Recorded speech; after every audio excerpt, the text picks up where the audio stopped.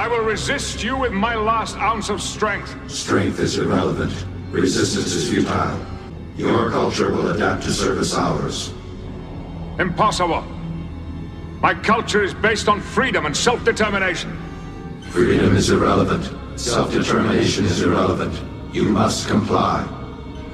We would rather die.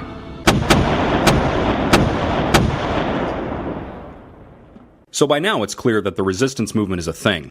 A real thing. We've been using the term here at Swing State for months, and while it's been circulating around progressive circles for a while now, others in the media are beginning to pick it up, adding steam to a growing phenomenon. There is no telling what day exactly it began, or in what location, who specifically comprises it, or who leads it. Answering the whens and whos is a tall order. Did it begin on Election Day, or the day after when spontaneous protests lit up city streets across the nation with their outrage over the minority president's election by technicality against the plain will of we the people? Should we credit the 5 million women and men, both here and abroad, who again humiliated the so-called president the day after his poorly attended inauguration ceremony by summoning the largest one-day protests in American history? Should we credit the throngs of people packing town halls across the country, including right here in Iowa's 3rd District, reinvigorating the process of civic participation and perhaps our democracy along with it? Maybe we credit Keith Olbermann, who immediately changed the name of his GQ web series from The Closer to The Resistance in light of Trump's election, crystallizing both the term and the zeitgeist spreading across the country. How about the Bernie-crats? Or plain old Democrats, who rushed to gear up for state-level races and the long road of organization and mobilization yet to come? And what about the free press, who will not bow to President Joffrey's tantrums and juvenile demands for, quote, fairness?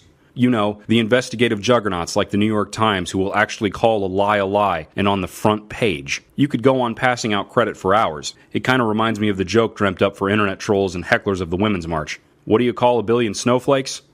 An avalanche. There's a clue in the joke, I think, and maybe even a hint of profundity. Snow doesn't become something other than snow to make an avalanche. All the little individual crystals, in their own time, gradually leave one state and enter another. The difference between potential and kinetic energy. What was once dormant, docile, or asleep is now awake and moving fast. Can you nail down the exact second a few sheets of ice and snow stop and a full-blown avalanche begins? Probably not. And at any rate, it's not the issue. The issue is what the avalanche represents for those in its path, and that is what we here at Swing State would like to contribute to the conversation this week. There is indeed an avalanche heading Trump's way, but we need to answer the question, what is the resistance for?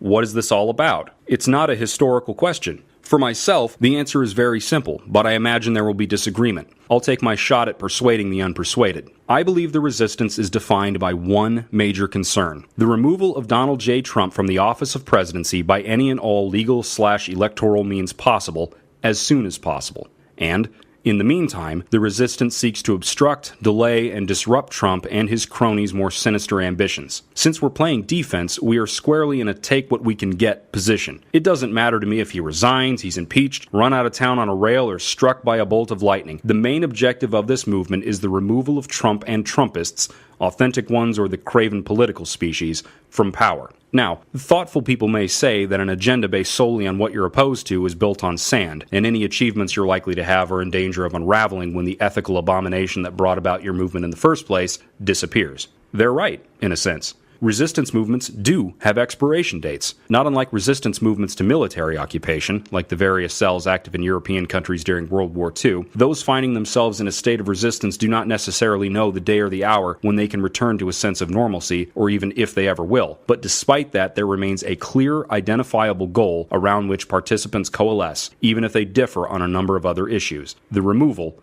of tyranny.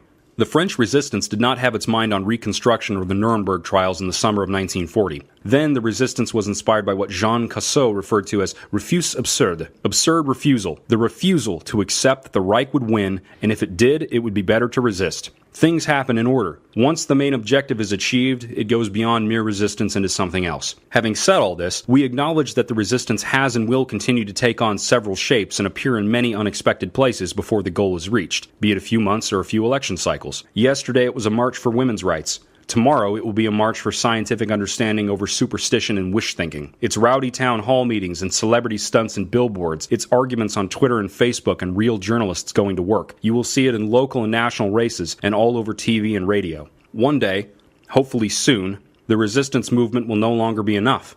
And here is where the left should remember its modern history. The major difference between the Tea Party movement and the Occupy Wall Street movement was one of them turned into real electoral weight, while the other dissolved into nothing. Tea Partiers carried almost 50 House seats and succeeded in a handful of senatorial bids as well. Meanwhile, Occupy never even coalesced around a unifying theme or a slate of candidates. And while occupiers are right to remind us that they changed the national discourse with the introduction of the 99 versus the 1%, that is about all they accomplished. If the resistance movement is going to achieve something more, it needs to learn from the single-mindedness of its successful forebears and beat the drum. So, keep marching, keep arguing, keep bugging your representatives. Keep nagging them for an independent 9/11-style commission to investigate Comrade Trump's shady ties to Russia and his curious and secretive behavior. Beat that drum.